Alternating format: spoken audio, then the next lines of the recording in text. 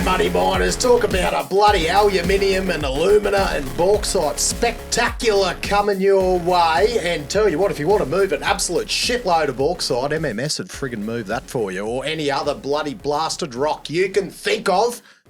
They are the movers of it. That's all you need to know. Give them a bell. They move it, they mine it, they make you money. They can be a bauxite specialist. Right, boys, you've got the absolute OG legend of those three things I just said. This is Aluminium Alan. There's no better way to talk about him other than this is the guy. If you want insight into a market which is pretty damn kind of niche and requires decades and decades of expertise to understand and tentacles into China, this is the guy, Aluminium Alan. He wasn't named Alan by accident. From birth, he was destined to be an aluminium expert. That was it. So, boy, it was sensational yarn. Are we rip it in, or you want to give a bit of context? Two things. One is this was probably top 3 favourite conversation I've ever had on this show. It was just freaking awesome. You can probably tell JD and I are frothing the whole way through it. The other thing I'd point out is we actually recorded this the day before the news came out that this GAC, this bauxite miner in Guinea, which is owned by sort of the Emirates countries, was having issues exporting bauxite. And so Alan, in some ways, is a bit prophetic when he talks about some of the tightness in the market and some of the challenges that come around the world's addiction to Guinea in particular. Well said. Alan was a true gent, and I think we've said enough. Let's cut to the show. It was a truly awesome discussion. Awesome. Here we go. Alrighty. We've got Aluminium Al with us here today, and I think the natural place to start this conversation, Al, is why should people give a shit about bauxite, alumina, aluminium? That's a very good question. Why should they give a shit? A lot of people would say, well, they shouldn't. But I think when you look at the role that aluminium plays, in society, look at the different markets that aluminium feeds into. This is one of the things that differentiates it from steel or from copper or from, some of these other metals, is that it's used all over the place. I mean, I'm holding a can here, right, which is aluminium, of course.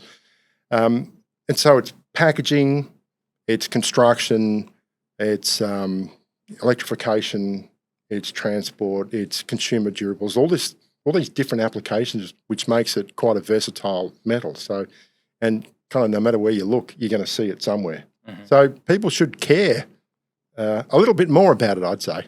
Yeah, I think the care factor is somewhat proportionate to the ability for people to get it. Financial exposure. There's not like 20 aluminium stocks out there that people to gamble on. Stocks for people to gamble on, right? To gamble on. Literally, yeah. That's true. Maybe if we were in Zug or London or whatever where the traders are, there's a bit more knowledge in this area. But here in Perth, where people are interested in mining, despite the fact that we have a pretty substantial bauxite mining industry here and refining industry here. We kind of don't follow the sector nearly as much as we should. Well, maybe that will all change now. Because of you. I think one of the reasons those sorts of people are interested in it as well, Trav, is because it's a market of serious scale. It's you go down the metals, you sort of have, I guess, energy and oil to start with, and then maybe iron ore, which has been a tough one for commodity traders to kind of crack in a way. But bauxite, the whole complex, aluminium complex is there because it's of serious scale, and you hear about Trafigura and other sorts of groups playing around and LME types of dynamics because it is a market of serious size, right? Well, it is. I mean, last year I think 400 million tonnes of bauxite mined worldwide, so fairly substantial, and 100 million tonnes of that was here in Australia. So 400 million tonnes of bauxite. 400 million tonnes of bauxite, yeah. How much bauxite is required to get to Well, that's a very good question. Yeah. And that's half the problem, I think, with bauxite when you use the word bauxite, because you kind of think of this generic kind of this mineral, right? Yes. But bauxite is not a mineral. It's just a generic term. We brought in a few props. Some samples. a couple of different samples of bauxite. That's right. And one from northern Australia and a couple there from Guinea. Right, but so this is Northern Australia, bauxite. Yeah. The thing about the thing you've got to remember about the word bauxite is it actually refers to 3 different minerals, right? Gibbsite, boehmite, and diaspore. Yeah. They're all bauxites, and they're all very different. And so how you treat them is very different. So, the alumina refinery that's going to process those different types of bauxite, that has to be purpose-built for that particular bauxite. The moment you start changing bauxites and alumina refineries, then it's a disaster. So is that the fact that the downstream is so like spec built to whatever is being mined? Is that why the industry's evolved in such a way where you see so much of the vertical integration is so immediate? Yes. There's like mine to mouth strategies yes. of the That's right. I mean, it's called the mine mouth to refinery model, right? So what that means is that the refinery is designed, it's purpose designed for a particular bauxite. So the 3 refineries that are operating here in WA, Darling Range bauxite. Can't put you can't put Queensland, that stuff there in that jar. You can't put that into a Western Australian refinery. That's like putting diesel into a petrol engine. It's not going to work. And it's also... I've done that before. We all have. to go one step further from the sort of tailored specification of the refinery, it's also that much more uneconomic to do so and to look into the seaborne market, which is a threat that we might talk about a bit more. Yeah. I mean, I think to get to that, we've got to kind of wind back time a little bit to see how we've maybe got to that seaborne market and try to understand what the seaborne market really is today, because I don't think it's what people actually think it is. No. Right? We like an aluminium industry evolved relatively recently as well, right? Like, what's the history with the emergence of it? Because, like, I'm a student of commodity markets, but even I don't know much about this. All I know is that Rio paid too much at the top of the cycle for. Yeah, that's as much sure. as I know. We'll get to that. I mean, well, it's recent in that sense. I mean, when it was first produced, using electrolysis, all those years ago, 1880s, it was more valuable than gold until somebody kind of figured out how to make it cheaply, and now it's not. And it's so it was a tech breakthrough that enabled that. Yeah, it was the whole Hero process. It's electrolysis. Right. I mean, some basic things about aluminium, right? I mean, you smelt it from its oxide, Al2O3, right? Al2O3 is corundum. I mean, you think of Mohs scale of hardness, right? This stuff is incredibly hard. The bonds are very strong. So to bust it, you need a lot of energy, a lot of electricity to break it apart. And it's broken apart in the cell where it produces the metal and carbon dioxide, because the anodes are carbon, right? So it's a big producer of carbon dioxide in the technology that's used today. But having said that, if you place a smelter somewhere where you've got access to low cost electricity and you've got access to alumina, then it's a low cost process. And Australia's got a huge history in the aluminium sector. We've had a smelter in Tasmania since 1955, still running today, running very well, and it's running on hydropower. Owned by South 32. Owned by Rio. Sorry. The Bell Bay smelter. Yeah. And then we'll chuck a map up right now. If we look around the world, we can sort of point to the other kind of pockets where cheap energy and refineries kind of go together. Why don't we talk through that for a moment? There's China, and then there's China. Yeah. And after that, there's China. I mean, China's producing 60% of the world's primary aluminium today, right? That's very different to 20 or 30 years ago. Very, very different. I mean, in that period, right, and we'll get into the history a bit later, I'm sure, but if you think of the period between about 2006 and 2016, maybe a bit later than 2016, but China basically doubled the world's aluminium smelting capacity. So what had taken the world sort of 100 years to build, the Chinese doubled it in 10 years.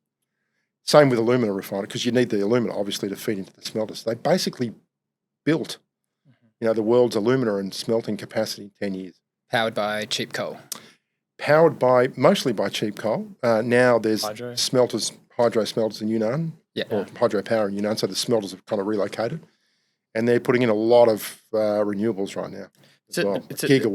It's an industrial strategy that we've seen them roll out kind of subsequently in emerging industries too. Like lithium, they overbuilt the downstream kind of capacity before there was either demand on or supply availability. They overbuild it and then kind of even in some ways form a competitive advantage in that process, which creates a complete reliance on their expertise too. Yeah, it's a very tricky issue. Looking at China overcapacity. There's been a lot said in the aluminium industry over the years about China deliberately building more capacity than they need to to export to the world. I think you've got to also look at it in the context of China's industrialization and its urbanization. We were talking about this earlier. These two phenomena that happened together meant that demand for iron ore and demand for aluminium and copper and so forth. It was double-digit growth for a decade. And so, how do you kind of regulate how much capacity you build when you're at double-digit growth for that long? And so, in some ways, I kind of see it as them just keeping ahead of the curve. Maybe a bit too far ahead of the curve at times, but maybe not as well. Just wanting to keep up with their own domestic consumption. There's a sort of analogy to lithium today, and you fluctuate from surpluses to deficits kind of massively in a growth market, right? Yeah, well, it's true. Although I kind of look at the lithium market and think, I get a bit ho-hum about it because we're talking about a market that's 10 million tonnes, right? Yeah, and smaller scale. And when you're talking about 400 million tonnes, or it's nothing. Or it's not a lot. Yeah. Right, and we see the capacity, the conversion capacity being built in China for lithium. I'm talking about. Mm-hmm. Yeah, it's a bit ahead of the curve, but it's low cost as well. Mm-hmm. It's not the capital cost to build the conversion and the purification capacities. Not that much of a constraint.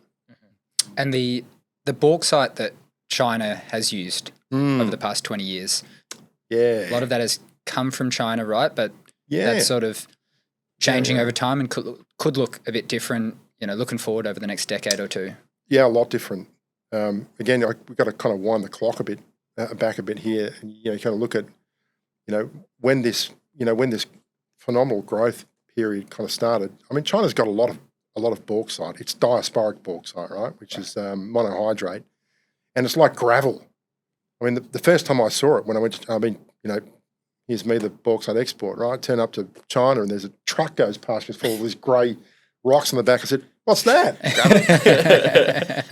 Actually, they kind of look at me. That's the local bauxite. Aluminium Alan? Yeah, that's right. Well, I shot myself there. But I mean, it's very, very different, right? To look at it's different. That doesn't have the same iron content, but it's also up to like 60% alumina. Yeah. Right, so it's high grade bauxite. Problem with it is though that to dissolve it, because one of the things the Bayer process requires that you crush it and you dissolve it into caustic soda, and to get it into solution for a diasporic bauxite, the temperature is kind of 260, 280 degrees, whereas if it's gibbsite, it's 140. Right. So something like that. Somebody out there is going to say to me, actually, you got those numbers wrong. Yeah. You know what I mean? It's a lot higher, right? And if there's silica associated with it, when you're dissolving it at such a high temperature, the silica dissolves as well. And so the silica content of a bauxite is absolutely critical to understand, because it can dissolve into the caustic, and that just puts the cost up. Because when you strip it out, you strip the silica out, you strip alumina with it, and you're losing caustic. So I come back to kind of Western Australia versus Queensland, right? When you think about the differences in the bauxites. The really attractive feature about the WA bauxite is that there's virtually no reacting silica in it, like maybe 1%. Right? There's quartz in it, but it's gibbsitic. So, you're dissolving it at a low temperature, which means you don't get much silica, which means your caustic soda consumption is way, way lower than other refineries, which means they're low-cost refineries. So you might have, the alumina content might be, 32, 33%, something like that. But the silica is like 1. Right. So that's why these refineries in WA, when they're running well, they're Q1 refineries. Queensland bauxite is completely different. That stuff there is, it's got.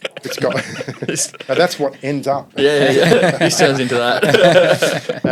The Queensland bauxite has got boehmite in it, and that dissolves at a higher temperature. So you've got to dissolve. It's gibbsite and boehmite together, right? Mostly gibbsite, but if you want to get all of the alumina, then you've got to dissolve it at a high temperature. And then the silica comes with it because there's much more silica in the Queensland bauxite. So it's a different. That's why I say diesel versus petrol. They're very, very different. Before China had this intentional strategy of building out their in-country kind of capability, both on the mining and the refining. Like, what did that landscape look like over the preceding decades? If you go back to the early 2000s, Yeah, I remember we started our office originally in China just at the end of the 90s, right? So we were there kind of watching this unfold. And China's alumina refineries to start with were rudimentary because they only had they had sort of basic knowledge of the Bayer process, and they had all diasporic bauxite. So they weren't importing any bauxite in the early days. And so all of these refineries were all high temperature refineries because it's diasporic bauxite, right? When you get to about 2006, 7, 8 was when this demand for alumina in China really started to take off. Then China went to the world to find alumina, and it wasn't there, not in the volumes they needed. So what did they do? They built alumina refineries that they knew, and then they went out to find the bauxite. The first place they landed on was Indonesia. Yeah. Right. So the period between about 2008 and 2000, and I think the first minerals export ban came into Indonesia maybe January 2014. Right, the first ban, and running up to that period, China was importing bauxite up to about, I think the last year, 2013, they maybe took about 40 million tonnes out of Indonesia. So it had really started to gather some momentum. And at the same time, their own diasporic bauxite was starting to deplete, right? And I mean, like I said before, there's plenty of bauxite in China, but it's this AS ratio. It's the ratio between the alumina and the silica. But once that gets down to about 3 or 3.5, I mean, when you've got 15% silica in your bauxite, it's just not economic anymore. Is that like say that it's a function of depth? If you go deeper or deplete the resource, it just gets no, or is it a function of just these resources were well known where they are and they're just limited? And there's some of that. For diasporic bauxites, there's some of that, but it's really just in the formation itself. Some of it's got more silica associated with it, and some of it doesn't. And it's not the sort of commodity where you're going to have exploration success because we're talking about bulk mining operations here. Like, that's right. Whatever's there is known, and I would advise you against using the word commodity. Okay, what should I use? I would just call it bauxite or diaspore for now. But I mean, that's one of the things, though. People think about bauxite. You do think about it as a commodity. So in the sense of it not being completely fungible. Yeah, fungibility is an important part of it. It's like, if I buy a cargo of bauxite in Guinea, then, well, can I replace it? Can I buy a cargo of bauxite from Queensland in 6 months' time and swap it? Okay. Absolutely no way. So can't do it. To negate the challenges when you don't have the direct mine to refinery sort of model, I assume you tie them up on long-term contracts so you're getting supply from that mine, even though it's in Indonesia and you're in China for a long, long time. Yeah. What you want coming through the gate of your refinery every single day is exactly the same bauxite. Consistency. Right? Just every time. It's like steel mills. It's like that's right. lithium. I think for refineries, it's accentuated a lot more. I mean, because there's such a huge variation in bauxite, it's much more than there are in, say, iron ores, for example. So you absolutely need the same thing. When by the way, when China went through that period of enormous growth, they were out scouring the world for bauxite everywhere. We trip over them in all sorts of weird, wonderful parts of the world looking for bauxite. Where's an example? Oh, Jamaica. Yeah. We were talking about earlier. There's bauxite in Madagascar. Yeah. Yeah, but nobody can get it out. It's very, very difficult to get it out. No ports. Obviously here in Australia, Indonesia, Vietnam has got a lot of bauxite. Yeah. Guinea. Well, we kind of gravitate back to Guinea because Guinea has got the biggest, bauxite deposits in the world, and they're, reasonably high grade.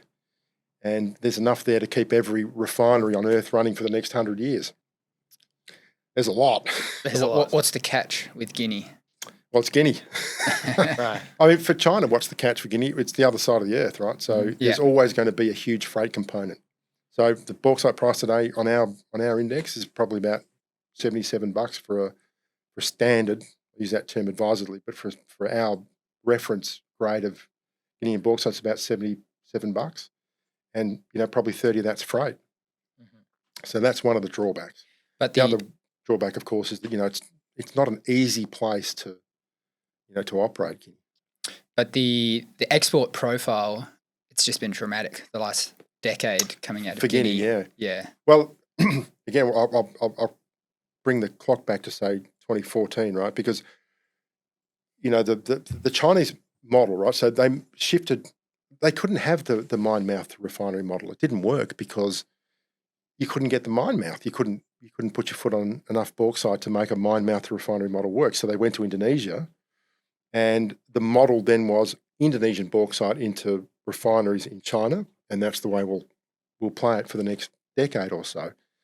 But the Indonesians introduced the minerals export ban in 2014, and that was the end of that. So then they had to go looking, right? The next place they landed on was Malaysia. And Malaysia introduced not an export ban, they introduced a bauxite mining moratorium, which is like, get your act together. If you're going to mine bauxite here, then you have to do it in a certain way. And so they banned bauxite mining temporarily, and then they just moved the ban about 6 or 7 times, which became years, right? And so, the Chinese then thought, well, where next? Right. This kind of plays back into Alcan, right, which I will come back to. Yeah. Because Australia was a choice back then, right? But where did they go? They went to Guinea because of its high grade and and the volume. Capability to operate. They built out rail in that time to. Yeah, well, they built one rail. Yeah. That came online between 2023. Yeah. There was already an existing railway there because one of the world's biggest bauxite mines, CBG, which is owned 49% of the Guinean government, but a group called the Halco Partners, which is Rio, Alcoa, and Dadco. And so that's been there for a long, long time. And there's a railway there, and some other companies use that railway as well. So that had been established, right? But it was 2015 when Chinese companies arrived, and the exports, from Guinea to China went from like 1 million tonnes per annum, probably in 2014, 2015, to 100 million tonnes, in about 8 years. It's phenomenal. That's mind-boggling. It wasn't. So it wasn't a resource issue that all eventuated in Malaysia and Indonesia not quite meeting expectations. It was just political regimes. Well, yeah, it was there. It was. I mean, the Indonesian minerals export ban was brought in specifically to have companies add value in Indonesia. I mean, we've seen what's happened with nickel, right? I mean, it's gone crazy. It worked. It worked. It worked with nickel. Yeah. It didn't work. Well, it was yet with I wouldn't say it didn't work. I'd say it was less successful at the time. I mean, what the Indonesians did in 2017 was they introduced some amendments to the minerals export ban, and the amendments, I'll paraphrase them, right? But basically, what they said was, right, we're going to give you a 5-year window to build alumina refineries, and during that 5-year period, you can export on a prorated kind of quoted basis. So we're not going to remove the minerals export ban, but we're going to give you an opportunity for some cash flow so that you can build refineries. And then we're going to audit your success, for building the refineries. And then in 2022, we're going to close the window again. And so, bauxite exports started to flow out of Indonesia again, and some projects were genuine and some weren't. But the bauxite started to flow again into China. Then, with COVID delayed it by a year, but in 2023, they said, right, that's it, we're closing the window again. And what we're seeing now is that there is a proliferation of alumina refinery projects in Indonesia right now. Yeah. So you kind of look and say, well, has it been effective, or was it not as effective as it was for nickel? I mean, they're different industries in that you just look at the capital intensity. For an alumina refinery, it's $1.5 billion to build a refinery. So it's not cheap, right? And so you have to want to commit to that. Mm-hmm. And I think, over the last, I don't know, maybe 5 or 6 years ago, that a lot of Chinese companies have been a little reluctant to do that. They were still building refineries in China, so it wasn't an easy decision to say we go to Indonesia. But now I think things are starting to change and we are seeing more interest. So, I'd argue that the minerals export ban's actually been pretty successful for aluminium as well. Yeah. It's just taken longer. Just takes longer. Yeah. Well, it doesn't take longer to get ground support if Sandvik are your ground support supplier. That's one thing that does not take longer. The quickest way to get ground support on site to keep your underground mine humming is having Sandvik as the vendor for it. That's bloody... JD, if you were an underground mine manager, who would you pick as your ground support supplier? Sandvik, mate. Sandvik. Trav, yourself, Sandvik. JC, do I need to ask who you would pick if you were running an underground mine? Sandvik, obviously. That is the consensus we want. Anyway, let's get back to it.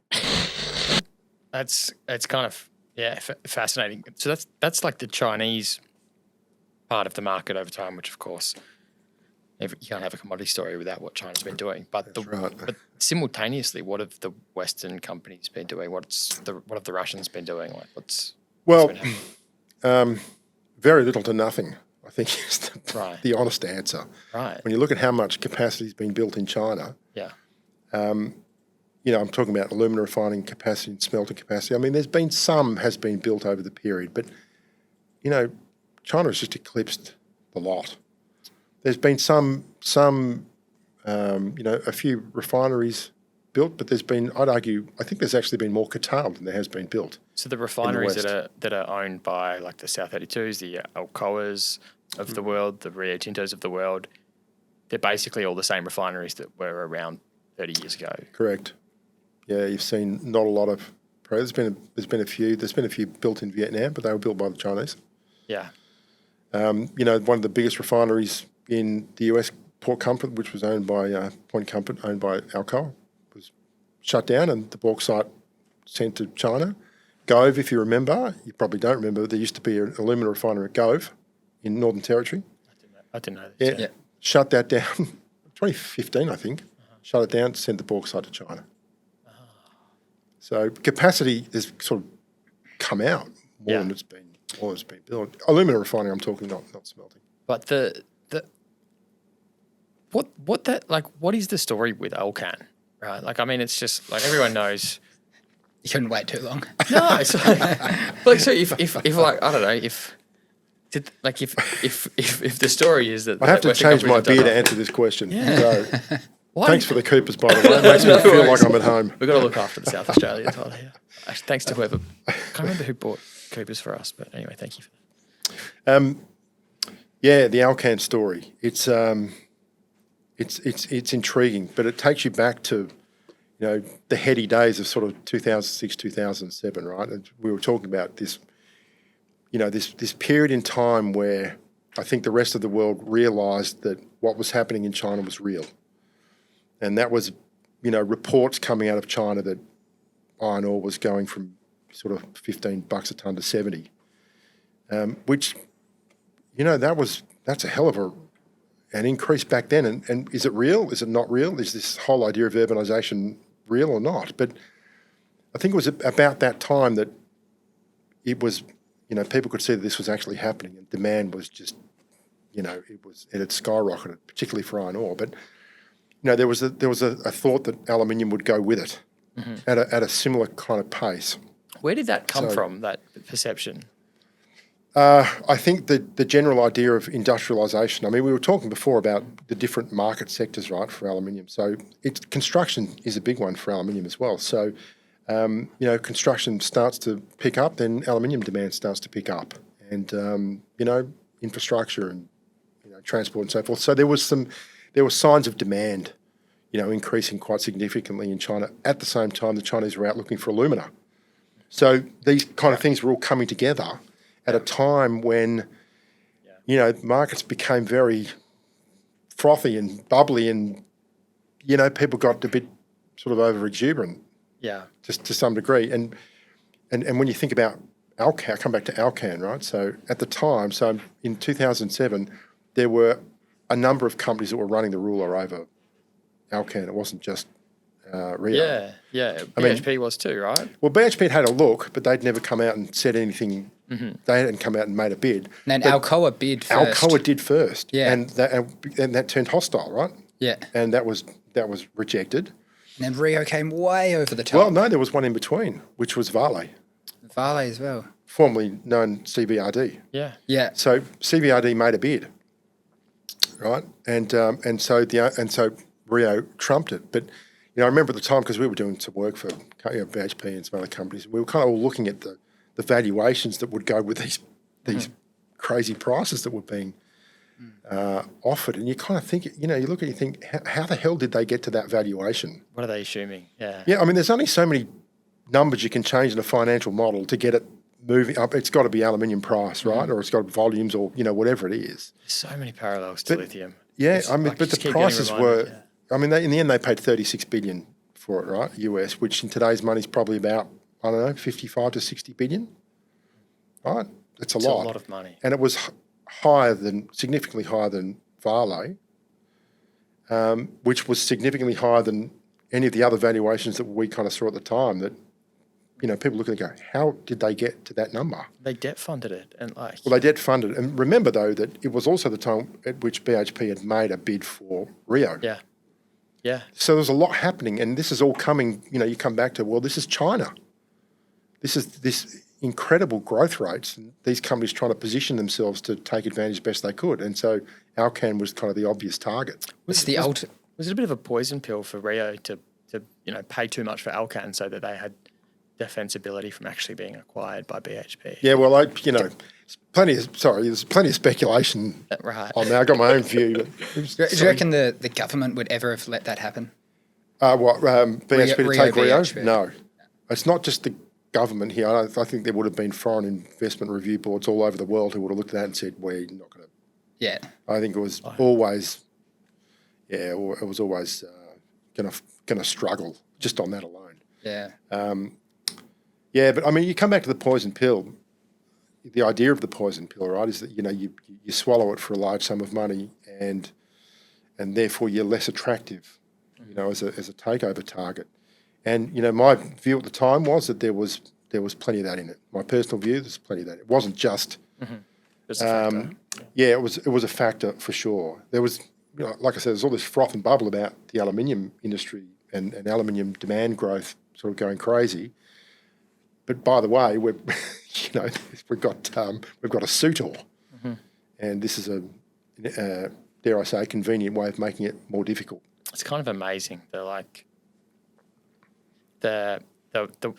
wonderful cash printer that is sort of Pilbara iron ore can kind of paint over those pretty horrendous blemishes in kind of corporate history. Like a 35 today's all is $50 billion plus acquisition. Well, I come back to the comment that I made about Guinea and about bauxite, right? Because when after that acquisition had taken place, then you wind the clock forward by maybe 4 or 5 years, and Rio had written off most of it.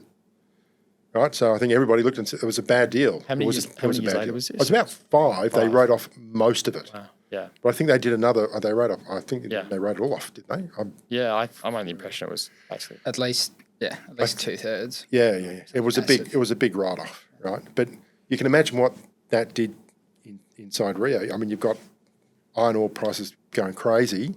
You've got a company that just, for want of a better term, wasted a lot of money, shareholder money on this acquisition that had gone terribly. And so, and then I remember at the time, because I was advising them that then we would put forward a forecast for bauxite imports into China, which was double-digit growth. And they'd kind of look at it and say, yeah, that's really interesting.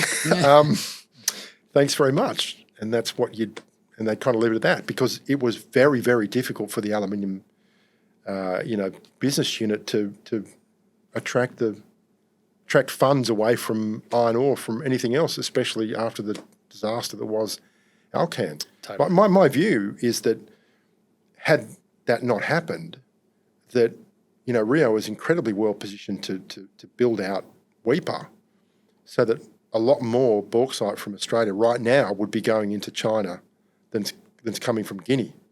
Yeah. Right? That made it more difficult, plus all of the difficulties that go with just approvals processes in Australia make it incredibly difficult as well. But it could have just, the industry could have just turned left instead of right then. So as a result, the Western producers stand still. China brings on its own internal capacity that depletes. They Malaysia, Indonesia fizzle. Guinea is the new source. What's the status of Guinea's supply into China today? Between Guinea this year will do about 100 million tonnes. So I'll do over. 25%. I think it might do 115 million tonnes of bauxite into China this year. Total imports this year will be about 150, and between Guinea and Australia, you're probably at about 95% of the total. So all the rest of them are kind of rats and mice. Where does the bauxite come from in Australia? From WEPA, from Rio, and from Metro. Metro, yeah. WA here, Alcoa did export a little bit here a few years back, but it's hard, right? Because it's 33% alumina. So there's a lot of stuff in there that's not alumina that, you're importing China. It's good as a blending kind of bauxite because it's got very low silica. But you really need to have, a refinery like Worsley or Wagerup built in China to make the most of it, and that's not going to happen. So. Are there any constraints on the supply out of Guinea for any reason, or like you said, there's hundreds of years. But are there reasons to be trepidatious about what can actually come out of Guinea? Yeah, I think they're starting to emerge now. I mean, now that we're up at sort of 100 million tonnes plus, written into most of the concessions for bauxite exporters from Guinea is the requirement to build an alumina refinery. Gotcha. So the Guinean government, right, it's a military government at the moment, right? But they're becoming more and more, I guess, I want to say aggressive, but, the pressure is mounting on bauxite exporters in Guinea to build alumina refineries. They want to do the Indo playbook. Well, you can't have both, is my view. Why is that? I mean, well, because then you've got too much alumina refining capacity. See, what's happening in India, in Indonesia right now is, my view, we're going to see another 3 or 4 refineries built in Indonesia between now and the end of 2030. So, although it kind of makes sense to build a refinery close to the bauxite, so it kind of makes sense in Guinea, although they've got an energy problem to solve. You've got to do it when the time's right. And it seems to me now that the time is right in Indonesia. And then at some point after that, because there's only so many alumina refineries that Indonesian bauxite will support, and then I think it's kind of Guinea's turn after that. Yeah. So that's a constraint. You don't want too much refining capacity on at the same time because... Well, it'll just kill the price. Yeah, refining margins. And it's got to be in the right part of the world, right? There's kind of two markets, the Pacific and the Atlantic market. And so, you build your alumina refineries in Guinea, you're kind of feeding into the Atlantic market that might need them in the future, not necessarily now. What's the state of the Russians then? Rusal, what sort of scale do they operate at? In Guinea? They're one of the biggest producers, primary aluminium, biggest primary aluminium producers in the world. And there was recently the ban, I'm not sure how effective it is, maybe you can expand on, there was an LME ban that they couldn't trade in Russian stock. Is that effective at all? No, I think there's some sanctions, but there's also a lot of companies are self-sanctioned when it comes to dealing with Rusal. So a lot of companies said, well, we just won't take their metal. It's not illegal, but we just won't do it. So does it just go via middlemen then? It can go via middlemen. The thing about it's fungible. Right? Yeah, that's right. Yeah. And it's difficult to keep it out if you want it, you'll get it, right? But the thing about Russian aluminium is that its green credentials are very, very good because it's all hydropower. So you've got this conundrum, right? You've got, people want, I want green metal. Well, there's plenty of it from Rusal, but, can you take it? Can you not take it? It's almost down to like a company or consumer by consumer decision of whether you want to use that metal. Right? Checks the E, but not the S. That's right. That's right. So it's they're in a tricky spot, and of course they lost their big refinery in Ukraine, and they lost 700,000 odd tons of QAL alumina. So they've been out in the world trying to source 3 odd million tons of alumina to make up for what they've lost since the Ukraine conflict, and most of that's come from China.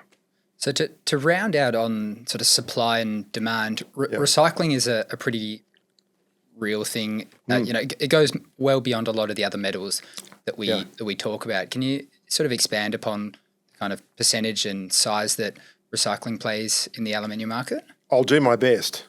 I'm not a huge recycling expert, but what I can tell you is that post-consumer scrap. So I mean, most of the aluminium that's been produced in the world is still used in its first application, right? So scrap.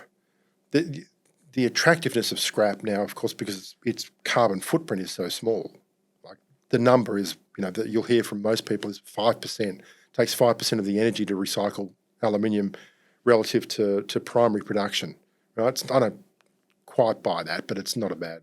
It's close enough, because the problem with recycling aluminium, you take these cans, right? You recycle them with a whole bunch of other aluminium. All sorts of stuff gets in there as well, usually iron, which means you've got to break it back you've got to alloy it with some pure metal as well. So it's not quite 5%, but it's not a bad number. So it's very attractive from that perspective, given its carbon footprint. So you see a lot of companies that are, who are prepared to pay more for scrap because it can get their carbon footprint down. If you look at scrap rates, recycle rates around the world, they're all fairly high. Well, I mean, it varies country to country, obviously, but the one that's the laggard is China. China's recycling rates for aluminium are significantly lower than the rest of the world for what they consume, and they're trying to change that now. You might have heard that China's got a cap on its primary aluminium smelting capacity, 45 million tonnes, right? Yeah, I'm keen to go deeper on that as well. Yeah, well, that's really interesting because, in our view, aluminium demand just continues to, on its slow burn. So where does the aluminium come from? It comes from recycle. I mean, that's the China plan, right? Is they actually increase their recycle rates so that they can feed into the increasing demand rather than building more smelters. So yeah, recycle is the future for aluminium for sure, especially given the carbon footprint. Well, if recycling's the future for aluminium, boys, I'd say this fella here, Reece Patolny, he is the future for earthworks and haulage. Just look at him. Across Australia, look at his face. Does he look like he wants to move dirt? Dashing. Oh, Jesus Christ. Mate, I've got something for you. With Reece's and AEH's partnership with the great Seamus Murphy from Anytime Exploration, like it's not just clearing and for bloody mining, exploration, dams or anything. Mate, Seamus could get the fieldies and the geos out there to supervise the whole project as a turnkey earthworks and haulage solution. Have you ever heard of that before? Never. Normally you pitch ludicrous propositions as turnkey, but this is actual. And this is a true one. Yeah. I cannot believe it, mate. As I said, site clearing, dam building, post-mining rehab, rain, hail or cyclone, he works through the whole thing. Mate, he even uses the cyclone's energy to move the frickin' dirt quicker. Like, that is how good this guy is. Everyone else would be parked up on the piss at the pub. Not Reece, not Australian Earthworks and Haulage. Matty, you had me at turnkey. Oh, Jesus Christ. Give him a bloody bell, for Christ's sake. So why did China self-impose these alumina and aluminium restrictions? Yeah, that's a very good question. There actually isn't a cap on refining. It's kind of like a proxy cap. If there's a cap on primary aluminium, there's kind of a cap on aluminium because there's nothing else you can do with it. Yeah. Right. So the 45 million tonne cap was brought in to stop primary aluminium smelters being built, because there was that period, that huge growth period that I spoke about before, and the overcapacity that came with it, was becoming a problem. Yeah. And so the 45 million tonne cap was introduced to stop refineries from being built to increase net capacity. What I mean by that is that if a smelter closed somewhere, let's say a smelter of 200,000 tonnes shut down, then that 200,000 tonnes of smelter capacity could be like horse traded to another province somewhere, right? So you could still build new smelters, but there couldn't be a net increase. Gotcha. And so, the purpose of that, of the cap, was to stop new smelting capacity, which, Because you dampened the profitability of existing. yeah, and I was getting out of hand, right? Yeah. Smelting capacity was growing faster than demand. So that cap of 45 million tonnes, by the way, is going to be hit any day. I think I think it's about like 122,000 tonnes a day, and I think we're at like 120 or something like that. So we're not far away from it now. Because my understanding is, Australia, for example, we mine the bauxite, and we have refineries that turn that bauxite into alumina, but we don't do any smelting. We do, yeah, we do. We do? Yeah. We've got some. Where's the smelter? Well, it's Bourne Island Smelter and Tomago Okay. and Portland in Victoria. I'm a dickhead. And also, but it plays to your first point though, right? Yeah. We just don't know much about No. the industry. It's hard to get, to how do you invest, how do you play it? Yeah. All those things. We closed a smelter in Victoria many years ago at Point Henry in Geelong. Yeah. It's also a big smelter in New Zealand, Gotcha. aluminium smelter. So But we China do dominates smelt. the smelting. Oh, for sure. Yeah. Yeah. What percentage are they? They're at about 60. 60. 60% of the world, roughly. The And alumina's not far behind. the one in Rio made headlines earlier this year, just signing a new power deal. Is that right? So they could get that locked in, and then they could stay open, get security. Yeah, well, I mean, more recently, Portland just did the same thing. Yeah. I think it was 450 megawatts or so, I think to 2034, something like that. So, I mean, smelting is about electricity, right? Yeah. One of the ways somebody said to me very early in my career, when you look at aluminium, you look at an ingot of aluminium, think of it as coagulated electricity. Explain. Right? That's what it is. I mean, you're pumping the electrolysis process, is about, breaking the bonds open with electricity. So, it's that's what it is, right? So, it kind of changes the way you think about aluminium, right? That's it's energy. It's a representation of expended energy. Yeah. That's right. And there's an So awful lot money. of energy in it, Yeah. Aluminium's used, like powdered aluminium's used as a fuel as well, because it has so much energy in it. I used to work at smelters in days gone by. You can cut this bit out. Sorry. In smelters, right, in days gone by, right, where you worked at a smelter and there'd be a powder plant next to it, right? Aluminium powder plant. Yeah. Okay. Right? So there was one in Bell Bay, and there was one I worked in Anglesey in North Wales for a long time. This little powder plant next door. So they would take molten metal, and then they would solidify it in a way, through like a nozzle that would make it into a powder as it solidified. Yeah. Right?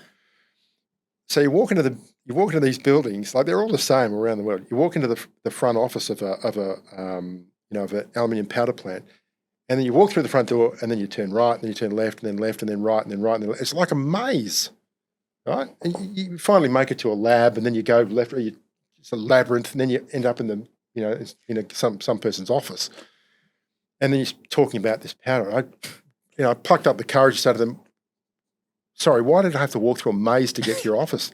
And this guy said to me, seriously, he says, "When there's an explosion, then the energy is dissipated, through the corridors, rather than just blowing the office out." Like, he didn't say if. He said, when there's an explosion. So I thought, sorry, what am I doing here? But that's energy. It's the energy. Now, that's what it's used for, as a powder, as an explosive, and as a fuel. I'd love to hear about energy. Some of the other operations. You mentioned before we started recording in Argentina. You've had a spell in Northern Wales. Yeah. Oh, straight. Yeah. Well, I mean, I worked in at the smelter in North Wales, and I left that smelter with a lot more than I bargained for, i.e. a wife, and she's a Welsh speaker, a Welsh-speaking wife. So I had to learn how to speak Welsh, but then which I do badly, by the way. But then I ended up, I was invited to do some work down at the Aluar smelter in Argentina. And, they speak Spanish, and, the place is called Puerto Madryn, which is Welsh name. And so they spoke Spanish and Welsh. I never thought my Welsh would come in handy anywhere, but it did. So, In Argentina, of all places. Of all places, Argentina. That's right. Yeah, And- yeah. And the bauxite there is sourced locally. Well, it's a smelter, so it's bringing in alumina from from wherever it can. But the bauxite, it probably the alumina could come from one of probably Jamaica, because there are quite a few refineries. And it's hydropowered. I'm not sure about ADR, probably. Yeah. I was impressed. It was a really well run smelter. Yeah. With all of that, I guess like historical context on the Alumina Aluminium bauxite complex, like where are we today? Well, that's a very good question. I kind of come back to the markets, right, and then kind of project that forward. Aluminium for me is just still on slow burn. All of these different markets that aluminium feeds into are all growing around the world, and so aluminium, the demand for aluminium is just likely to just keep tracking higher and higher and higher, which means that we will need to recycle a lot more, but it will mean that we need to produce more primary aluminium as well. And we're kind of looking out over the next sort of 5 or 10 years. You think, well, where's the growth? Where's the smelting growth going to come from? Because China's now got its cap, right? So They they're won't done. change that? You don't think they'll change I don't it? think they'll change it. I think what they might change is, the thing about aluminium smelters is that they have a history of capacity creep, right? Because you can, over time, if you look at the current that's used in these smelters, 200 kA, 300 kA, 400 kA, but they always manage to go a bit higher. And so, for the same footprint, for the same smelter, you can actually produce a bit more primary. I kind of look at the cap in China and think, well, I don't really think it kind of fits the purpose of not building any smelters, right? To not improve efficiency as well. Do you know what I mean? Yeah. I find it hard to believe that they would say, well, okay, you can't improve your efficiency because we're going to cap you at 45 million. Totally. So I think maybe you see some they want the creep. existing ones to be as profitable, especially Yeah, when they're worried about that's right. consumers. As efficient as Yeah. possible. Reminds me, by the way, just coming back to Alcan just for a moment. Right? Yeah. It stuck in my head. I don't know who it was, somebody from Rio, who said that within 18 months of the Alcan transaction, China will be a net importer of primary aluminium. Never happened. Yeah. Never happened. Yeah. They drank the fact, Kool-Aid. That's right. They built, 20, 30 million tons of smelting capacity themselves. So it was great. Sorry, I'm off on a tangent there, but that's amazing. Yeah, it is. So where we are today, China will never change their. I mean, but it was a policy set yonks ago. But the 45 cap? Yeah, not that far. A few years back. Okay. Yeah. Right.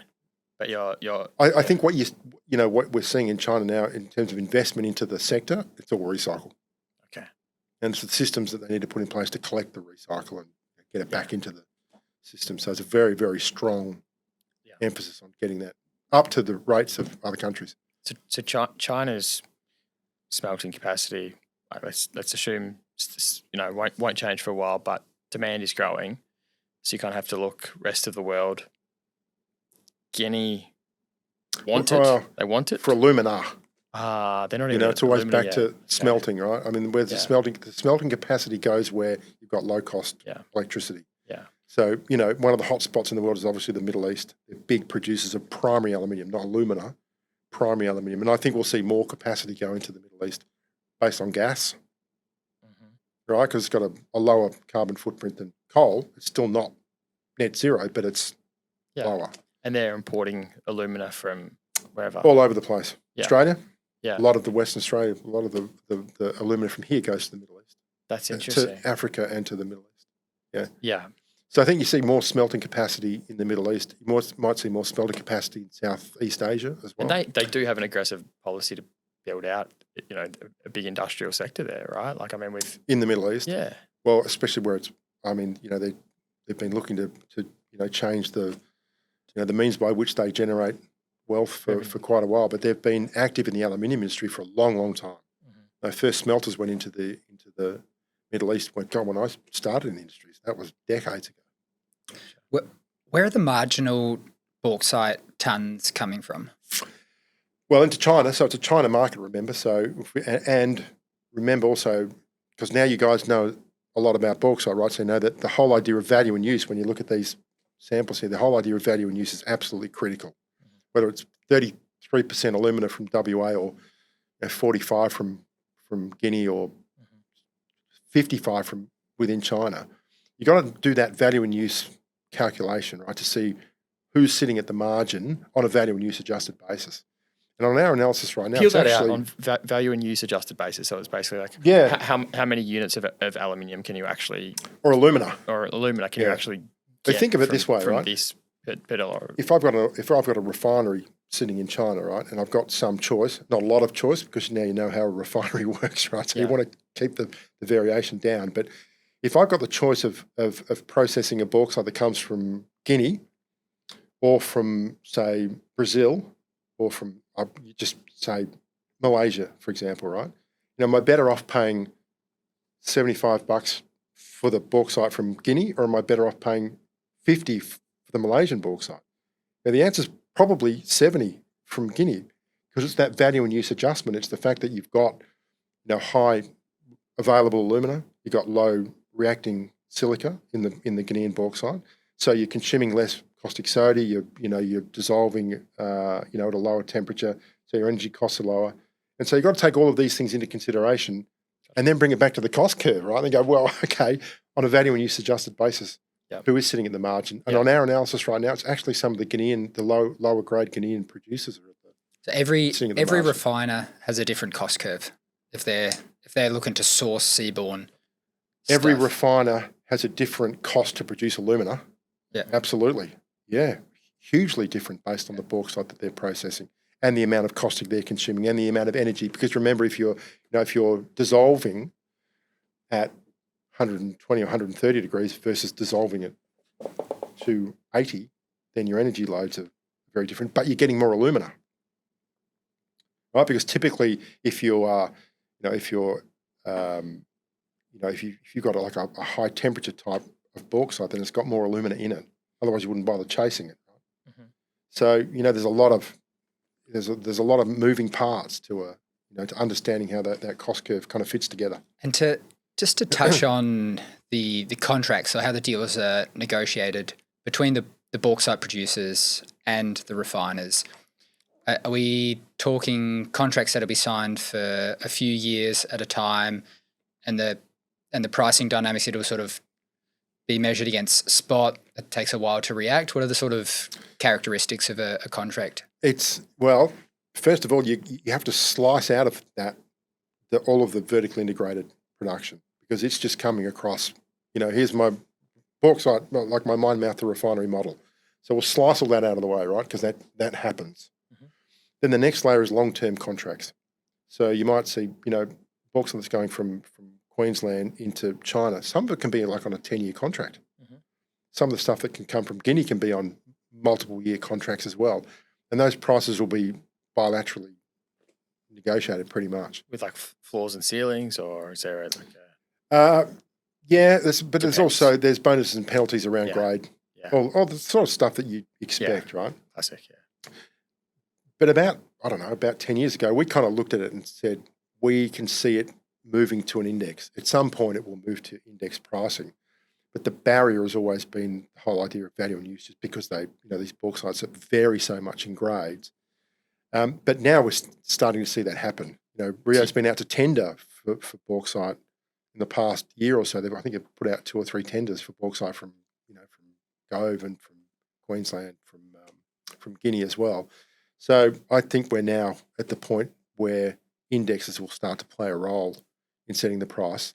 Some spot deals, and then that will flow through to the longer term contracts. And that's an index that's adjusted based on the value and use of. Well, we do. We publish 2 indexes at the moment. We publish a Guinea, what we call the GBIX index, which is a standard grade of Guinean bauxite, so 45% total alumina and 3%, I think, total silica. And so, you can take that as your reference point. It's sort of like 62% fines. Yeah, same sort of thing. And then you adjust sort of bonuses and penalties, up and down from that. And we do the same for Australian bauxite as well. So yeah, I think with time now we'll start to get some traction on it. It'll find its way into contracts. Very Yeah, yeah. interesting. Will the like? There's not many producers of sort of seaborn bauxite for all intents and purposes. No, Will that change? Do you think it becomes Oh. more fragmented, or do you think there are just like constraints why that's a challenge proposition in the first place? look, I think it depends on what happens in Guinea to a large extent. I mean, Guinea Mhm. now at 115 million tons, whatever the number is. It's almost as if that's. I mean, China's aluminium industry is addicted Yeah. to Guinean bauxite, right? Yeah. And where else can you get it from? Because if it's an addiction. I think the Chinese have come out themselves. Some refiners have come out in the past, I don't know, 6 months or so, and said we need to diversify a little more. But where can you get it from? You can get some from Australia, but getting new mines started in Australia just takes such a long time. So it's hard. And does Australia want to be in bauxite mining? I mean, I think that's an open question at the moment. I can't understand why it's an open question, but it is. Where else in the world can you go? There's just not a lot of options out there. Vietnam has got really great bauxite, but they have a minerals export ban, effectively a minerals export ban as well. They can't get it from there. But China has been out, like all these crazy countries that they've been out trying to find and source large volumes of bauxite from. We mentioned Jamaica earlier. I mean, Jamaican bauxite. If I had a jar of Jamaican bauxite, it would be dust, right? And it would be 17% moisture. And if you dropped it below 17% moisture, it'll dust. And so when you load a vessel with Jamaica, it comes out of the ground 25%, right? Yeah. Moisture. Yeah. Then it's dried. Yeah. And if you try to load it onto a vessel less than about 7 or 8, you get massive plumes of bauxite dust. Socially problematic. Yeah. The first time a bauxite vessel went to China with Jamaican bauxite, right? Yeah. When they had started unloading it at Qingdao port, they basically shut the port down because everybody in the neighbourhood complained that all their bloody washing was turning orange because there were just these massive plumes of bauxite dust as they picked up, they're picking it up with grabs and just dropping it on the port, right? It's just all these plumes. I remember this guy rang me and said, "This is crazy. They've had to shut down the whole of Qingdao port because of this, this bauxite unloading is terrible." And then, 2 or 3 days later, the same guy called me and then he started talking about something completely different. I can't remember what he said. And I said to him, "Sorry, just go back to what happened at Qingdao." He said, "Oh, no, they solved that problem." "What did they do?" He said, "Oh, they did it at night." Jesus. But when that stuff made it to the refinery, right? Yeah. And you can imagine how much got lost on the wagons because it went inland, right? Yeah. So when it finally got there, I'm going to paraphrase the refinery manager here. He basically said, how many boatloads of this stuff did you buy? They said, I don't know, 3 or 4. And he said, well, I don't care what you do with the other 2 or 3, but don't bring them to my refinery because it's just so difficult to handle. You don't have the handling system set up for dust, because it's that fine, right? I mean, the refineries that treated Jamaican bauxite have got no grinding circuit. You don't need it. Right, so you can imagine that if they want to try and take bauxite from somewhere else, they've got to install a grinding circuit. It's crazy. There's a great story. I think it's in the World for Sale, and I think long story short, Mark Rich and Co. Glencore negotiate a deal to have the offtake to all of Jamaica's bauxite because the government has run out of money, if I remember it right. And they call Mark Rich at 2 or 3 in the morning, and he transfers the money that the government needs by the next day or whatever. And he signs a 10 or 20 or 30-year deal. Yeah. Amazing. That's the good old days. Yeah. You need to talk, if nobody's told you before, have you heard of a guy called Jim Lennon? Yes, Macquarie. Yeah. I mean, Jim is one of the legends of our industry. Yeah. Right? But he knows, but he was a mate of Mark Rich's. Yeah, right. Wow. Jim, So come on Jim the Lennon. podcast. Yes, That'd Jim. that'd be a fascinating He's conversation. a hell of a gentleman, Jim. Yeah. I think we should talk a bit about WA specifically and Sure. the challenges that the industry has kind of faced in recent times. Like you outlined, we've got a long history with bauxite and alumina refineries. So, but the challenges have sort of really come to the fore in the recent months, years or so. Yeah. So Yeah. Well, I mean, I remember it was the start of this year. It was like really early January where Alcoa announced they were curtailing Kwinana. Yes. yep, And then- January, I think. And then, I mean, then the AWAC deal kind of ended up going through, and all of a sudden, See, a like big- Alcoa is this even more kind of distant company in some ways, and then South 32 faced their big issues with big Worsley. write down at Big- Worsley yeah. in June, Yeah. July. So how have you sort of seen the challenges, positioned from outside the state, but with sort of deep industry expertise? Concerning, I think, would be the word I'd use. I mean, these refineries, with the exception of Kwinana, I mean, Kwinana's closed and it was a high cost refinery, so you'd expect it for Alcoa to take that decision at some point. Rational economic decision, in my view. The other three refineries here are all, on our assessment, Q1, right? Alumina producing. The other three, Worsley, Wagerup, Pinjarra. Pinjarra, and the latter two are both Alcoa. Yeah, and Worsley, South 32. Gotcha. Yeah. Yeah. So they're all low cost, Q1 refineries. But they find themselves in this, this odd position where, accessing the bauxite that they need to remain Q1 producers is becoming more and more difficult for them. And as they do, then, what do they do? Well, as you're going through the process of compliance and licensing and so forth to shift your mind to different places, which they've known they've needed to do for a long time, right? That as that time gets extended, then you've got to do something. You can't just shut the refineries. Refineries don't work there. You shut the refinery, that costs you a lot of money. You don't want to shut. So what do you do? Well, you have to go back to where you mined before, and where you've spent a lot of money to kind of rejuvenate and Rehab and everything. and rehab, dig it up. So Right. to spell that out, the political situation is one where the environmental permitting has been so restrictive or tedious and unclear. that they don't have approvals to necessarily mine where it makes they economic need to. sense Yeah, to yeah. mine, or Yeah. because there's maybe unnecessary delays.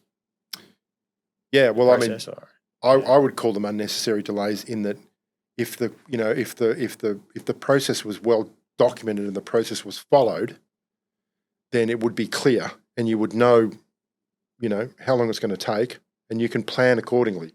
Remember, these are assets that that they need to run for decades, not the next 5 years or so. They've got to plan for decades, especially if they're going to transition to sort of net zero by 2050, right?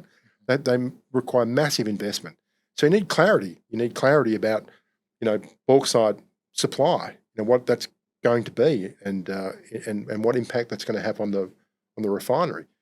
And so they find themselves in a situation where with that process is not clear, and what they have to do to satisfy the requirements is changing, sort of on the fly. So you've still got to keep the refinery running. So what do? You have to feed in bauxite that's of lower grade, and just you just kind of march up the cost curve as a result, because now you're treating a bauxite that's probably got a grade that starts with a 2 and not a 3. Gotcha. And that just has an immediate impact on costs, and that brings into question the industry. And all both of WA's miners are in a similar predicament in that respect. Yeah, I think so. I mean, for different reasons. They're not, they've. I think when you look at what's actually happened, nobody comes out of it sort of smelling of roses. Yeah. But they're in a tough spot. I mean, They Q1 for what reasons? Is it the quality of the bauxite they're mining, but also the energy cost is quite low here because of our domestic gas reservation. Well, it's all of those things. Yeah, I mean, remember the bauxite grade is low. Yeah. It's only sort of meant to be sort of 32, 33% The silicon. available alumina. Yeah. So, excuse me, on a world standard, that's pretty low. Yeah. There's no silica. Yeah. I mean, there's sand, but you can take that out. But there's no reacting silica. There's not much clay, so you're not consuming much caustic soda. And because it's gibbsite, it's low energy. Yeah. So it's a low temperature refinery. Yeah. So you tick a lot of boxes there, and they're well managed refineries as well. So that's why they're sitting in Q1. There's also the challenge that energy component, albeit maybe lower than some other refineries, will tick up in time given the domestic gas policy and other sort of challenges we've faced as well. Yeah, it's true. And I mean, they've got to face that. They've got to face converting their boilers to renewables as well. I mean, it's cost, and it pushes the cash cost up. But you need line of sight on your future to be able to make those sorts of investments. You need to know that you're going to be doing this for the next 20 or 30 years, not the next 5. As Matty would say, just chuck an SMR in at Collier, mate. Get a reactor going. So the key aspect of this then is, does our government here, WA and Australia, understand? Are they, do they understand the challenges that the industry is kind of facing? Do you have any insight on that? Do you have a point of view on that? I mean, from our experience and some of the work that we've done for the Australian Aluminium Council would suggest to me that they don't. You do get the feeling it's sort of policy on the run here, especially when you look at it through the lens of critical minerals, because in Australia we don't consider bauxite, alumina, primary aluminium as critical minerals, but the US does, and the EU does, but we don't. It's odd because, but the reason I think they give is because of the scale of the operation here. Yeah, and because our own supply means that we don't. It's and our supply chain. Same as tin. It's like, mate, it's fucking critical anyway. Yeah, all met coal is fucking critical anyway. Easy. But I mean, I agree. I mean, I think it should be. It should be a critical, and that kind of changes the approach. It changes the rules a little bit for the aluminium, upstream aluminium at least. And I think that it should be. I think we should be taking the same approach as other similar sort of countries. How about in Queensland? We hear much more of the WA situation. What's the picture like there? I mean, it's a little different. I mean, the refineries in Queensland, I mean, they're processing a different bauxite. It's a high temperature, so their costs you would expect to be a little bit higher. The bauxite's higher grade, but if you take QAL as an example, it's a reasonably old refinery relative to other refineries around the place, so you'd expect the cost to be a bit higher. But they still come across the same issues in terms of government understanding or government support of the industry. It lacks just as much in Queensland as it does in WA. I mean, I think if you had the guys from Glencore sitting here who've got their foot on the Arakoon bauxite export project, they would say that the requirements for them to get to permitting and licensing are just so cumbersome that it's taken them years to get to where they are, and there's still no guarantee that project will go ahead. So they're suffering similar sort of issues. I think we should paint a bit more of a picture as well, because I think we could probably come across as being a bit biased. We're a mining kind of podcast, and we're probably by default more pro-mining. Like to think we understand or want to hear both sides of the argument, but there needs to be a more nuanced conversation here, because the ramifications of the refineries not operating in WA is that in a growing aluminium market, it will happen somewhere else around the world. Without doubt. And it will happen somewhere where there are far worse environmental standards, worse emissions. Well, less, certainly, yeah. I mean, if the refineries, if it came, you would hope it would never come to that, but if we lost more refining capacity in Australia, the world needs it. So where's it going to migrate to? And the outstanding candidate is Indonesia. So I would expect that we would see even more capacity go into Indonesia than what we're already forecasting should Australia's refineries close down. That's such a a kind of chilling thought in some ways. Like we've just watched in real time in the last, call it 18 months, every nickel producer in Australia just like go broke or go into care and maintenance, with the exception of like one mine. And the entire downstream kind of component of that industry completely obliterated too. Yeah. And then, okay, and what's happened? Well, Indonesia's Indonesian policy has translated into the build out of the downstream, and that also facilitated, the upstream expansion to feed that downstream industry as well. But there's a huge caveat here in that we can be more cost effective when it comes to this group of commodities as opposed to nickel, where we sat higher on the cost curve and it wasn't economic. That's true. We have the ability to be in a position Absolutely here right. where we're lower on the cost curve, as well as producing a end commodity that is of lower total emissions. That's right. I mean, that's the irony here. We should be building refineries, not shutting them down, especially in WA. 100%. That's what we should be doing. And we can't have the view that if we drop the aggregate or the sort of total Australian emissions, that it's a good thing for the world, because they just go overseas and they go overseas at potentially a multiple. That's right. They are. The world needs what we're producing. We don't produce it, the world will produce it somewhere else, without a doubt.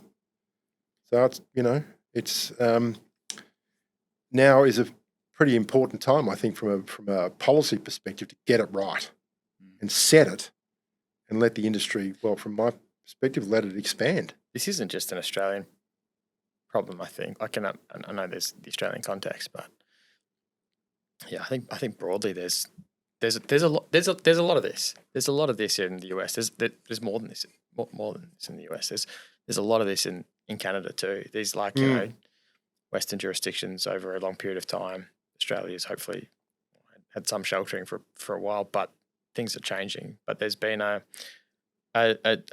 tendency to want to export kind of our emissions and industrialization to China and other parts, just not in my backyard, and be a kind of a disconnect in what actually kind of happens as a result of that, and an environment of kind of policy settings that makes it like challenging to encourage investment, because you need certainty. Investment. If there's one thing that just like scares investment away, it's uncertainty. Uncertainty can manifest in a lot of ways. It's like timelines that blow out when they should have been certain, or it's regime change that where you previously had certainty, all of a sudden things can get rug pulled from you. Those things kind of massively undermine any investment. Why would you invest somewhere where those are risks? Yeah. It's interesting you kind of say that, and you think about what's happened in this industry with respect to Guinea. Yeah. Right, because now we have, you think of it as China's producing 60% of the world's primary aluminium, right? And so the bauxite required to produce the alumina that produces that primary aluminium is probably now running about 45% of China's needs. So there's an addiction there, right? But that means that it's 30% of the world's primary aluminium is now reliant on one very small, politically unstable West African country that you look at and you think, from a supply chain risk, I don't think I've seen that level of risk in the aluminium industry as long as I've been in it. Mm-hmm. Is the fear probably in China, probably globally, people who require the metal, it's the fear is it just takes one bit of political instability can kind of compromise that for 12 months. Yeah, well, I think that's why you're starting to get signals out of China that they should be diversifying more, in terms of their bauxite supply. But where? Where do you get it from?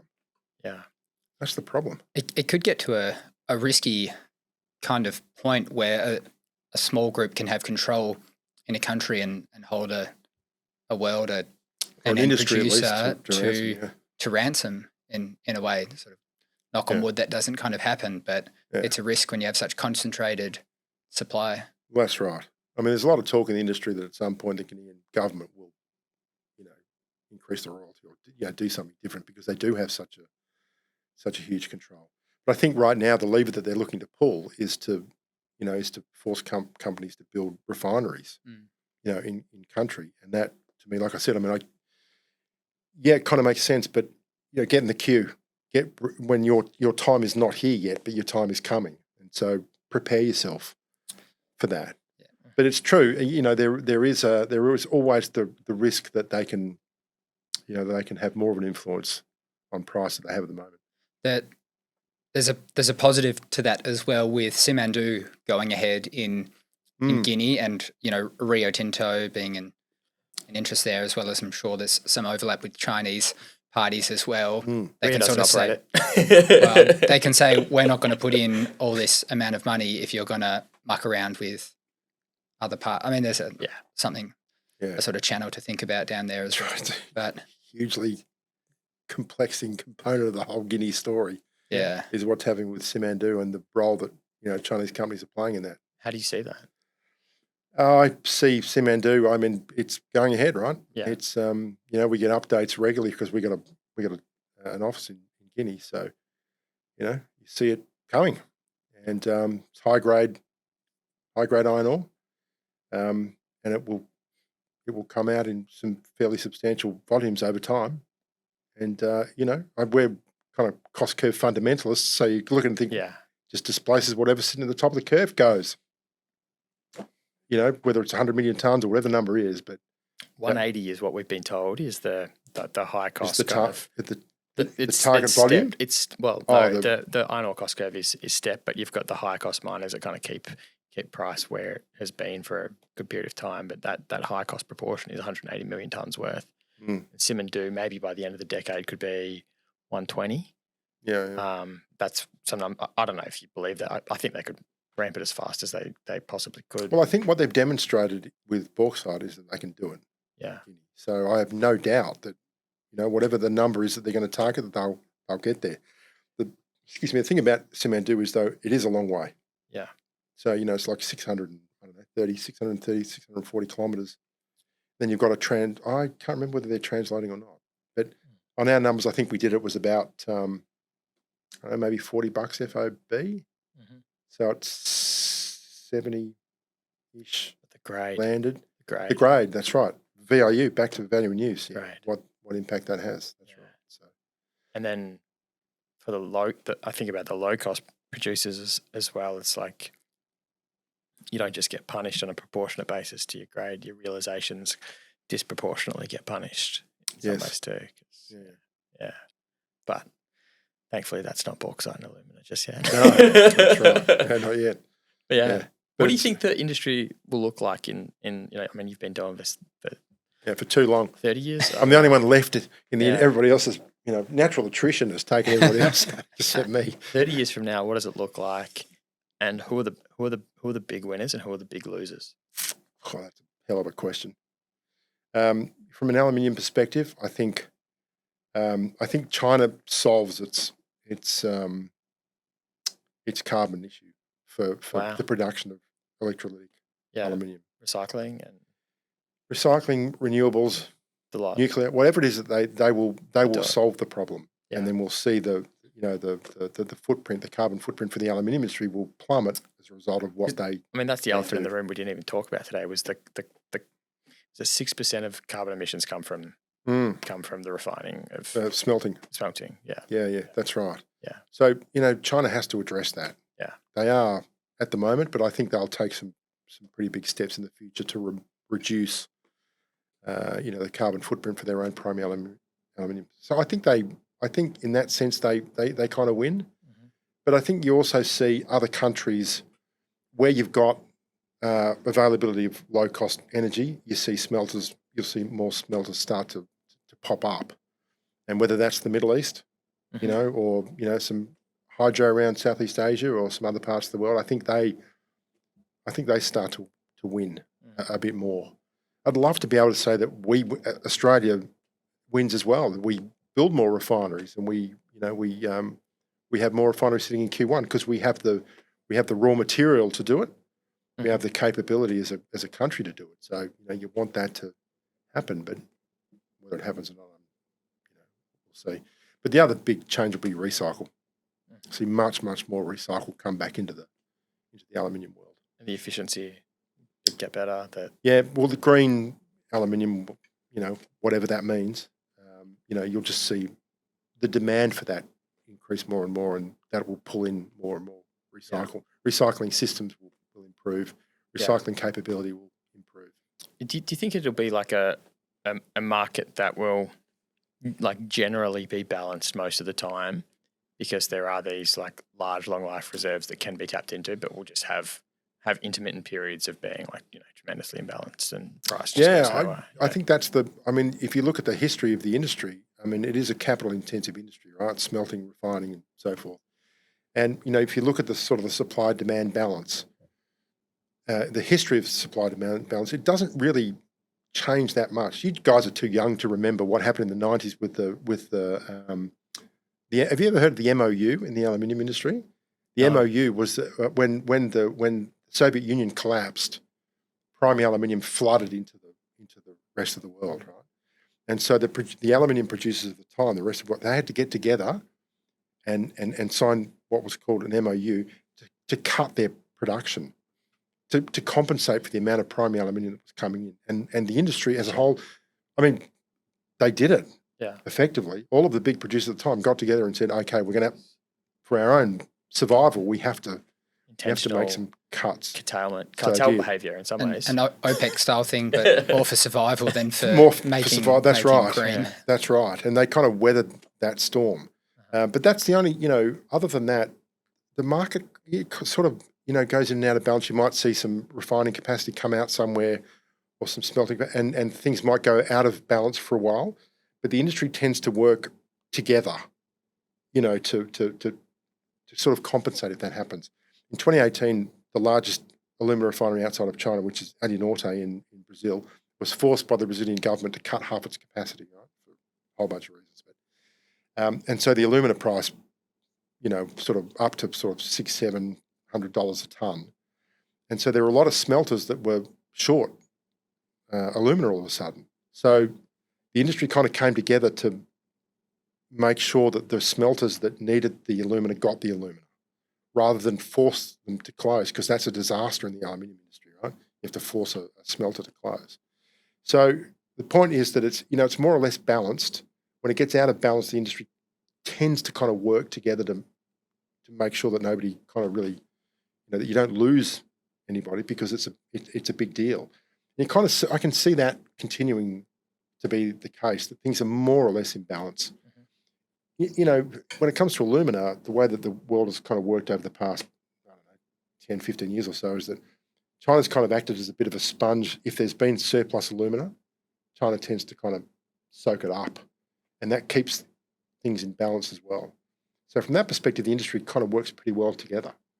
And you would hope that would continue to be the case, for the next 10, 20 years or so. Let's hope so. Yeah, let's hope so. We'll see. There's one last, I don't even know if it's a derivative of the complex, but it's one of those sort of, actually made the critical minerals list before alumina, bauxite or aluminium ever did. High purity alumina. What should we think of that? Okay, the way to think about high purity alumina is that the world, first of all, you have to define high purity alumina. Yeah. Right? How many ends? How many ends? That's right. And so we would say you start at 4. Yeah. It's 4N and above. That's what we would call high purity alumina. 3N. Yeah, that's industrial mineral. The ends is how many? 99.99. 99.99 is 3 ends and so forth. So if you look at just the high purity market today, including China, I think, it is one large boatload of alumina. Right? It's about 60,000 tonnes, 55, 60, something like that, right?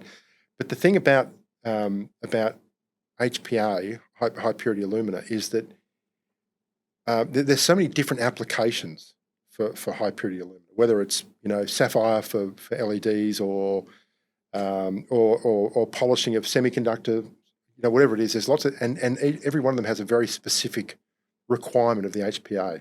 So it's not as if you can't think of it as a commodity or there's this thing called 4N or 4N plus alumina, and this is what it looks like. It's just absolutely not the way the market works.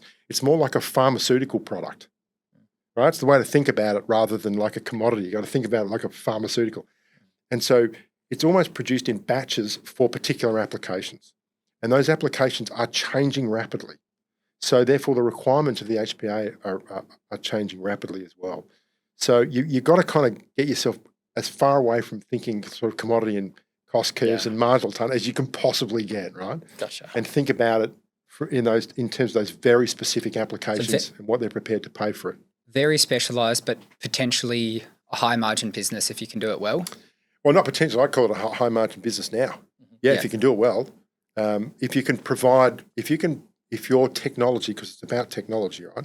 If your technology can produce the requirement for that particular application, whether it's a polishing, application, or whether you're growing the sapphire for the LED or, whatever it is, then so long as you can meet that specification, and by the way, you've got to become qualified to supply that market, and the qualification process can take you a year.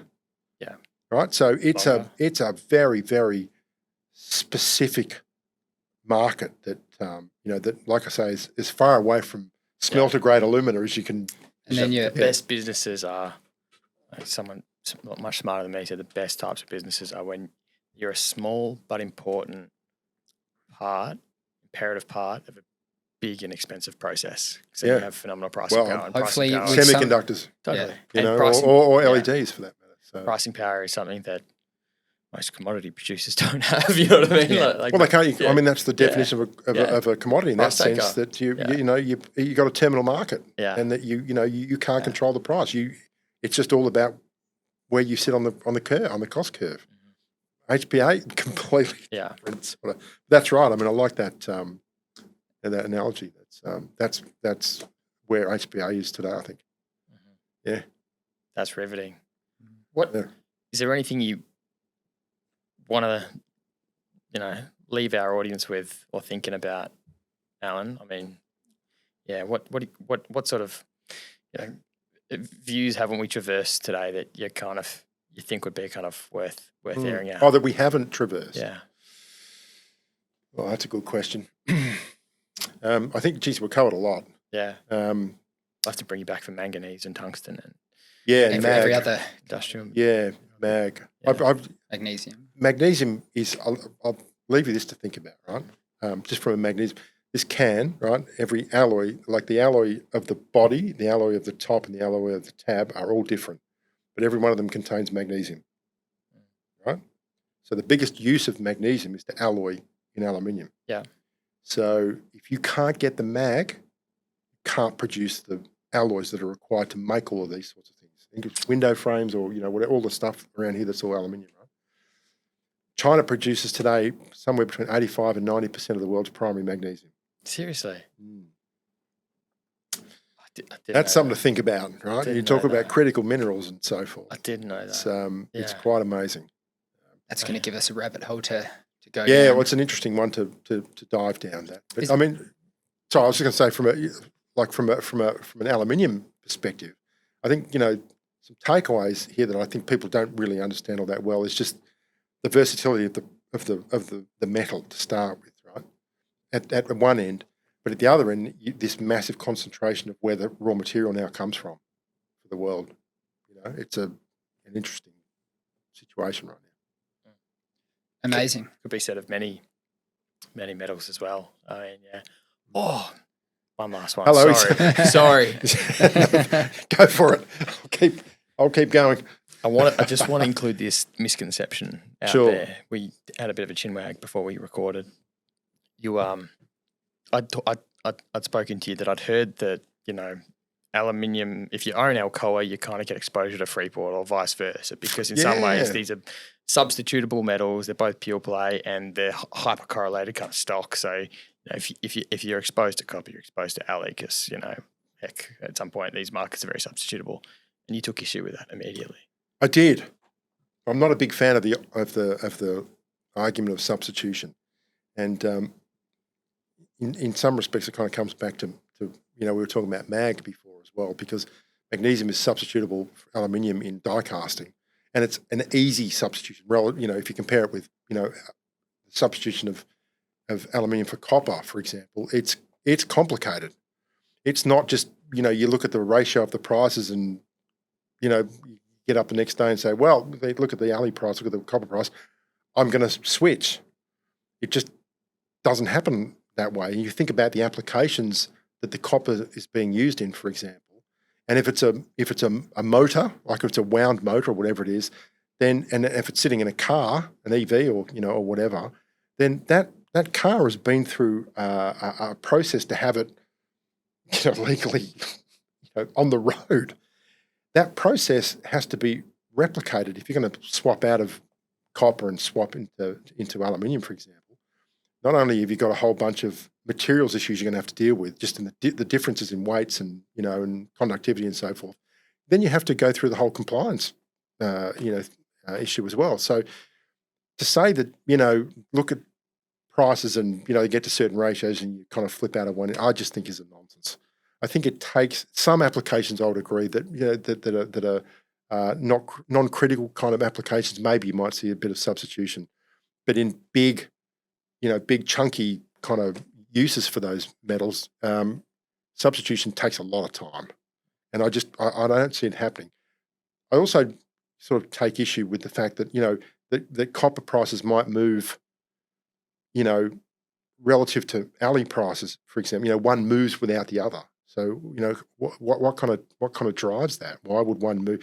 They tend to move in some respect together. Not not a strong correlation, but they'll move. What's affecting one often affects the other. So I can't see it.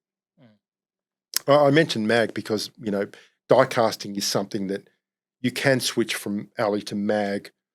I want to say reasonably hassle-free, but if a die caster ever heard me say that, they would shoot me. But it's more hassle-free than switching from. That's right. It's more hassle-free, and even they find it difficult because they've got to retool. They've got to change their furnace. They've got to change everything over to another metal that, in 6 months or a year's time, it might reverse. What's the price? Yeah. So you have to have a long-term view that alley prices are going to be significantly lower than copper for the next decade before you seriously consider, switching some, high volume, critical kind of applications. So, These supply chains don't turn quickly. These processes last a long time. That's right. So, I do take issue a bit with that. So.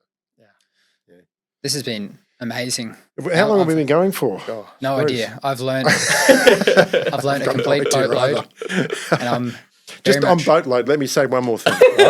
Right? Boatload's interesting. We were talking about the different types of bauxite, right? Yeah. I had this thought this morning that there's a vessel you should look up. It's called the Bulk Jupiter. Do you know what liquefaction is? No. So liquefaction happens when you've got a solid material that's got maybe a high moisture content. That when you start to move it, it becomes a liquid. Yeah. Okay. Right. So that's liquefaction. Yeah. And at least 2 bauxite vessels have sunk. Right. I think they were coming from Malaysia. The Bulk Jupiter was one of them, right? Because it hit some rough sea, and the bauxite, because the moisture content of the bauxite was greater than 20%. So, this vessel moving on the ocean liquefied the cargo, so changing from solid to liquid, right? And so once that happens, you've lost control of the vessel. It sinks. So the weight was just moving. It was moving with the as the vessel moved on the ocean, and it tipped. But it comes back to this, this whole idea of bauxite, sort of where we started, right? That there's bauxite and there's bauxite and there's bauxite. But you pull it out of the ground as just DSO onto a boat. It's got 20% moisture. You're out and seeing, the bloody thing sunk because the cargo liquefied. That's incredible. Yeah, it's amazing. Anyway, there it is, guys. Thank you so much. I hope that's been of some value. This has been of phenomenal value to you. Look, I mean, I've got 2 cans of Coopers here, so I seriously can't go wrong. I mean, you had me at free beer, by the way. I'm very much looking forward to doing mag and every other niche tungsten commodity. and moly and a few of them. Mm-hmm. Yeah, can't wait. Thank you so much for your time. It's a pleasure. Good stuff, boys. Jeez, how good are the interview marathons these days? But tell you what, you probably could have gone for another hour if you wanted. Part of me feels bad that we're taking so much of their time, but I just don't want them to go so good. I learnt so much in that discussion. So as a real treat to share that one with the money miners. JD, when you're old and grey, mate, you're going to be giving back to the young fellas as well. I'm mate. not sure I'll get to Aluminium Al's level, but let's hope so, Matty. I don't think you'll ever go grey. You'll just be young and fit forever. So, good work, boys. Sensational. I hope everyone enjoyed that, and I enjoy talking about MMS every day of my life. Just like I enjoy talking about Grounded, CrossBoundary Energy, Sandvik Ground Support, CRE Insurance, Greenlands Equipment, Cadrill, MMTS, Australian Earthworks and Haulage, and Spark, Matty. I enjoy you doing that for me, JD. Have a good weekend, money miners. Hooroo. The information contained in this episode of Money of Mine is of general nature only and does not take into account the objectives, financial situation or needs of any particular person. Before making any investment decision, you should consult with your financial advisor and consider how appropriate the advice is to your objectives, financial situation and needs.